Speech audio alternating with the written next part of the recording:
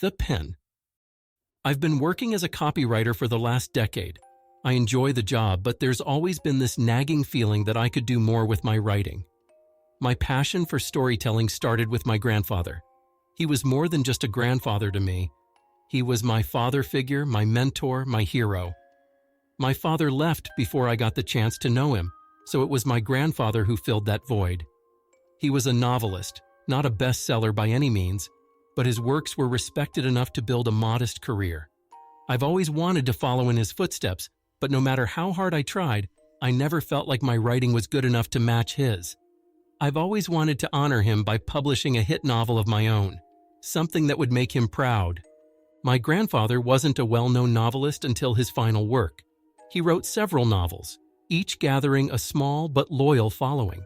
Then, one day, he lost his drive.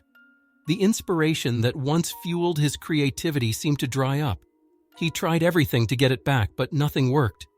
In a last-ditch effort, he decided to travel the world, hoping to find the spark he had lost. And it worked. When he returned, he was a man possessed by his muse. He wrote a masterpiece, his magnum opus, the novel that finally brought him the recognition he deserved. But he never got to see it. He passed away at his desk. The manuscript completed, his body slumped over the very pages that would become his legacy. My grandmother saw to it that the book was published, and it went on to become a widely famous novel. Growing up, I devoured books like they were sustenance.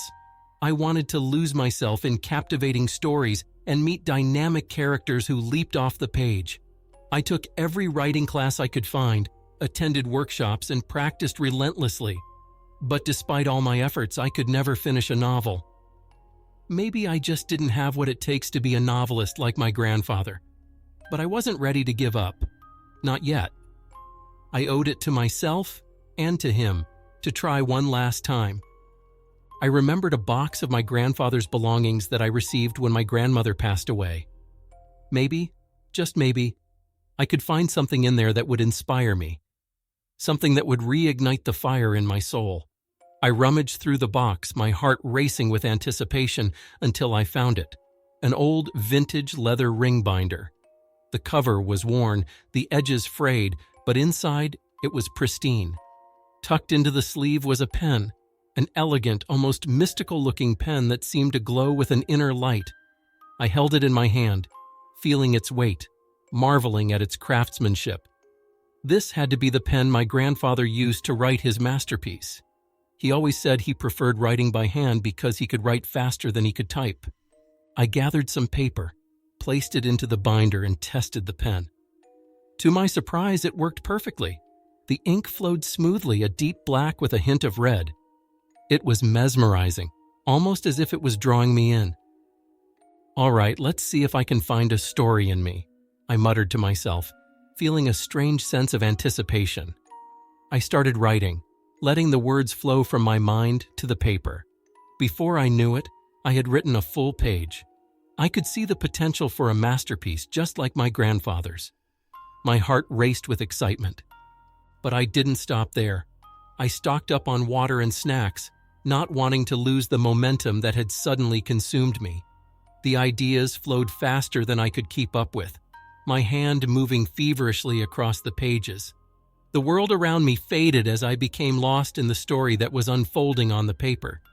It felt like I wasn't even in control, like my hand was moving on its own, guided by some unseen force. Hours passed, then days. I was completely unaware of the time, of anything other than the story I was writing. And then, finally, it was done. I stared at the completed manuscript, unable to believe that I had actually finished it. A first draft. A real, complete first draft. Grandfather would be proud, I whispered, a smile tugging at my lips. Thanks to this pen, too. I'm surprised it didn't run out of ink. I pulled the papers from the binder, feeling lightheaded. I hadn't slept in 2 days, but I didn't care. I was too exhilarated, too thrilled with what I had accomplished. But as I reached for a clip to bind the pages together, a wave of dizziness washed over me. My vision blurred, my head spinning. I told myself it was just exhaustion, but there was something else, something dark and insidious creeping into my mind. I decided to rest for a moment, just a quick nap at my desk. I'd earned it after all. As I laid my head on the leather binder, I noticed something strange on the back cover, a message etched into the leather, barely visible in the dim light. Warning: do not use the vampiric pen. For the cost of great inspiration, the writer pays with their... The rest of the message was faded, illegible. My heart skipped a beat as I tried to make out the words, but my eyes grew too heavy. Thank you for listening to this terrifying twist tale. Please support this channel by liking and subscribing.